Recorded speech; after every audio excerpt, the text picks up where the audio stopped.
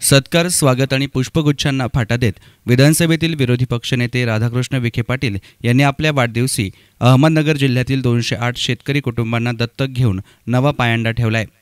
बळीराजाच्या आत्महत्या टाळायच्या असतील तर पुढाऱ्यांनी राजकारण बाजूला ठेवून आपापल्या तालुक्यातील जिल्ह्यातील शेतकऱ्यांना सर्वांगीण आधार देण्याचं दायित्व स्वीकारलं पाहिजे, असं आवाहन विखे पाटलांनी यावेळी केलं। राधाकृष्ण विखे पाटील यांच्या वाढदिवसानिमित्त गुरुवारी विखे पाटील परिवार आणि त्यांच्या स्वयंसेवी संस्थांमार्फत पद्मभूषण डॉक्टर बाळासाहेब विखे पाटील शेतकरी आत्महत्याग्रस्त कुटुंब सहाय्य योजनेचं लोकार्पण करण्यात आलं। अहमदनगर येथील नंदनवन लॉन्सवर झालेल्या या अत्यंत भावनिक कार्यक्रमात विखे पाटील यांनी आत्महत्या केलेल्या 208 शेतकऱ्यांच्या कुटुंबियांचं पालकत्व स्वीकारलं। कार्यक्रमाच्या अध्यक्षस्थानी भारतीय जैन संघटनेचे संस्थापक अध्यक्ष तथा ज्येष्ठ समाजसेवक शांतीलाल मोथा होते। या दत्तक योजनेतील 208 लाभार्थी कुटुंबांच्या साक्षीनं लोकार्पण झाल्यानंतर कार्यक्रमाला संबोधित करताना राधाकृष्ण विखे पाटील म्हणाले की आज आम्ही विरोधी पक्षात आहोत म्हणून केवळ सरकारवर टीका करून थांबणार नाही। शेतकऱ्यांसाठी आमचे कर्तव्य प्रामाणिकपणे पार पाडत राहू, शेतकऱ्यांची व्यथा सरकारसमोर आक्रमकपणे मांडत राहू आणि सोबतच आमची नैतिक जबाबदारीही पूर्ण करू। घरातील कर्त्या व्यक्तीच्या आत्महत्येनंतर हतबल झालेल्या शेतकरी कुटुंबाच्या पाठीशी उभे राहण्याचा हा निर्णय त्याच जबाबदारीचा एक भाग असल्याचे त्यांनी सांगितलं। या योजनेच्या माध्यमातून भविष्याच्या चिंतेनं ग्रासलेल्या या 208 कुटुंबांमध्ये एक नवा आत्मविश्वास निर्माण करू शकलो आणि त्यांची स्वप्न पूर्ण करण्यास थोडाफार हातभार लावू शकलो तर यापेक्षा मोठं समाधान असू शकत नाही, असेही उद्गार विरोधी पक्षनेत्यांनी काढले।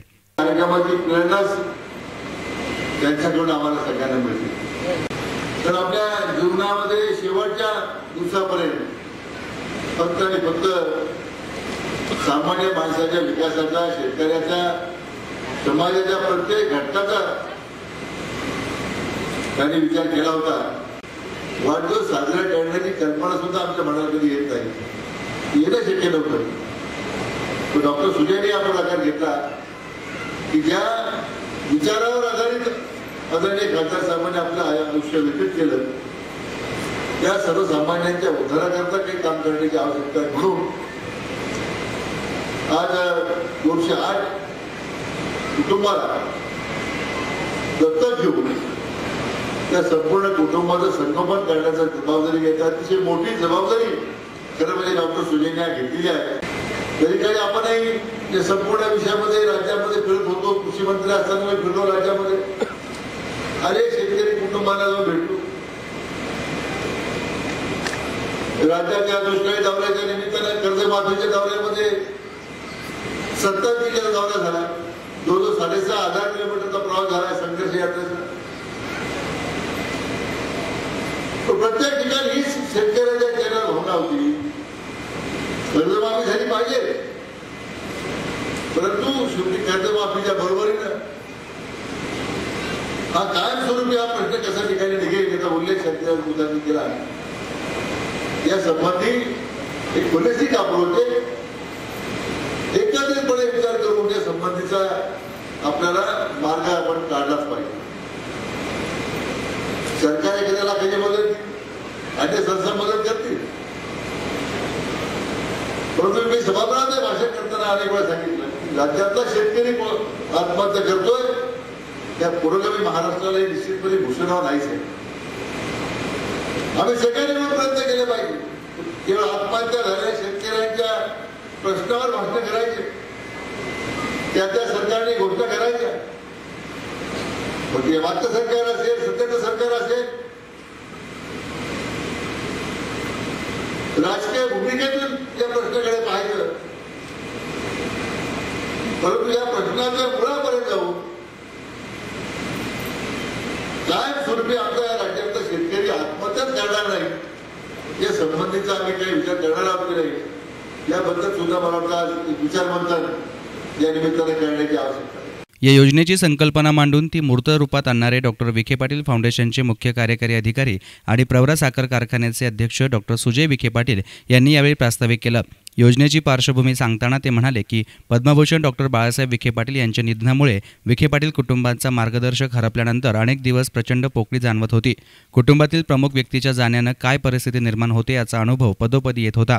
त्याचप्रमाणे शेतकऱ्याच्या आत्महत्येनंतर त्याच्या कुटुंबावर कोसळणारा दुःखाचा डोंगर किती मोठा असेल याचाच विचार सतत माझ्या डोक्यात घोळू लागला। त्यामुळे अशा कुटुंबासाठी काय करता येऊ शकेल याचा अभ्यास करण्यासाठी पायलट प्रोजेक्ट म्हणून आम्ही आत्महत्या केलेल्या शेतकऱ्यांच्या घरी जाऊन प्रत्यक्ष परिस्थिती जाणून घेतली असल्याचं त्यांनी सांगितलं. या सर्वेक्षणातून समोर आलेलं चित्र मन सुन्न करणारं होतं. त्यामुळे या कुटुंबांना आधार देण्यासाठी म्हणून पद्मभूषण डॉक्टर बाळासाहेब विखे पाटील यांच्या नावानं ही योजना सुरू केली असल्याचं त्यांनी सांगितलं. आपल्या सर्वांचे कुटुंबाचे प्रमुख, आमचे कुटुंबाचे आधारस्तंभ कैलासवासी पद्मभूषण डॉक्टर बाळासाहेब विखे पाटील आत्महत्याग्रस्त शेतकरी कुटुंब सहाय्य योजनेची आम्ही आज घोषणा करत आहोत आणि त्याचं लोकार्पण या ठिकाणी केलं. या कार्यक्रमाची संकल्पना कशी आली, कशामुळे आली हे मी आपल्याला फक्त थोडक्यात सांगणार आहे. फार मोठं भाषण किंवा प्रास्ताविक मला करायचं नाही. डिसेंबर महिन्यामध्ये आमचे सर्वांचे कुटुंब प्रमुख लोकनेते बाळासाहेब विखे पाटील यांचं दुःखद निधन झालं आणि हे निधन झाल्यानंतर कुटुंबाचा जेव्हा प्रमुख जातो तेव्हा त्या कुटुंबाला जो मुख्य मार्गदर्शक असतो, त्याचा जो आधार असतो, जेव्हा तो जातो तेव्हा ती भावना कशी असते आणि उर्वरित परिवाराच्या सदस्यांवर किती मोठा घात होतो हे आम्ही जवळून अनुभवले. इथे नामदार साहेब असतील, राजेंद्र विखे पाटील साहेब असतील, अध्यक्ष मॅडम असतील, मी असेल, कुटुंबातला आमचा कुठलाही निर्णय सामाजिक असू, राजकीय असू, घरगुती असू, वैयक्तिक असू, प्रत्येक निर्णयामध्ये खासदार साहेबांचा निर्णय आमच्यासाठी अंतिम होता. प्रत्येक ठिकाणी त्यांचं मिळालेलं मार्गदर्शन हे फार मोठं होतं. आणि मग जेव्हा असा व्यक्ती आपल्या कुटुंबामधून जातो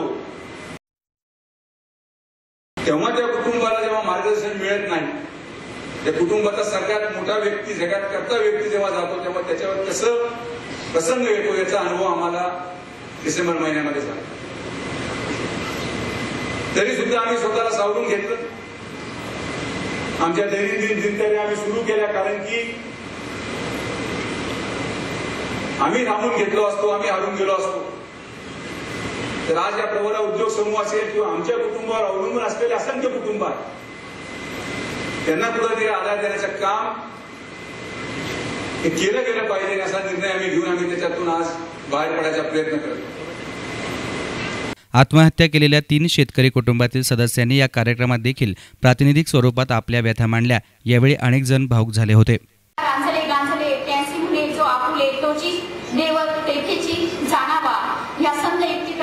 माननीय नामदार विखे साहेब आमच्यासाठी देवस्वरूप आहेत, कारण आजच्या या स्वार्थाच्या जगात आमच्यासारख्या निराधारांना आधार देऊ केले. सर्वप्रथम मी त्यांचे आभार मानते की त्यांनी संघर्ष यात्रेने शेतकऱ्यांना हक्क मिळवून दिला आणि सरकारला कर्जमाफीचा निर्णय घ्यावा लागला. 27/12/2015 माझा शेतकरी बाप कर्जाचा व्याप सहन न झाल्याने मृत्यूस कवटाळून आम्हा स्वर्गी करून निघून गेला. 27/12/2015 ची रात्र तर आईने आम्हाला दोघा भावा बहिणींना उठवलं. तर इकडे तिकडे बघून शोध घेता 8 वाजले. असे करता करता चुलते शेतात गेले तर घरापासून लांबवर असलेल्या आंब्याच्या झाडाला घास होता. चुलत्यांनी असं घरी येऊन सांगताच आमच्या कुटुंबावरती खूप मोठी घटना कोसळली. दुःखाचा डोंगर कोसळला होता. परंतु मला या गोष्टीवरती विश्वासही बसत नव्हता, कारण की माझे वडील अपंग होते. मला वाटतही नव्हते की ते आंब्याच्या बुडाला गळफास घेतील म्हणून. परंतु मी माझं जेव्हा स्वतः डोळ्यांनी बघितलं तेव्हा मला वाटलं की खरंच हे झालेलं आहे. तेव्हा माझा वडिलांचा आधार काय असतो हा तुटला. वडिलांचं प्रेम काय असतं हे पण माहित नाही. तसेच माझ्या मायबापांना विनंती आहे की कर्ज झाल्यामुळे आत्महत्या करणं हा शेवटचा पर्याय नाही. या कार्यक्रमास महाराष्ट्र प्रदेश युवक काँग्रेसचे अध्यक्ष डॉक्टर विश्वजित कदम, युवक काँग्रेसच्या राष्ट्रीय सचिव प्रतिभा रघुवंशी, माजी मंत्री अण्णासाहेब म्हस्के, जिल्हा परिषद अध्यक्षा शालिनीताई विखे पाटील, आमदार भाऊसाहेब कांबळे, जिल्हा काँग्रेस कमिटीचे जयंत ससाणे, माजी खासदार दादा पाटील शेळके, राजेंद्र विखे, माजी आमदार नंदकुमार झावरे, संभाजीराव फाटके, महिला बालकल्याण विभागाच्या सभापती अनुराधा नागवडे, धनश्री विखे आदींसह अनेक मान्यवर यावेळी उपस्थित होते. कार्यक्रमाचं संचालन स्मिता गुणे आणि प्रमोद रहाणे यांनी केलं, तर आभार प्रदर्शन पद्मश्री डॉक्टर विठ्ठलराव विखे पाटील कारखान्याचे माजी चेअरमन डॉक्टर भास्करराव खर्डे यांनी मांडले. News reporter Sushil Thorat, S9 media, Ahmednagar.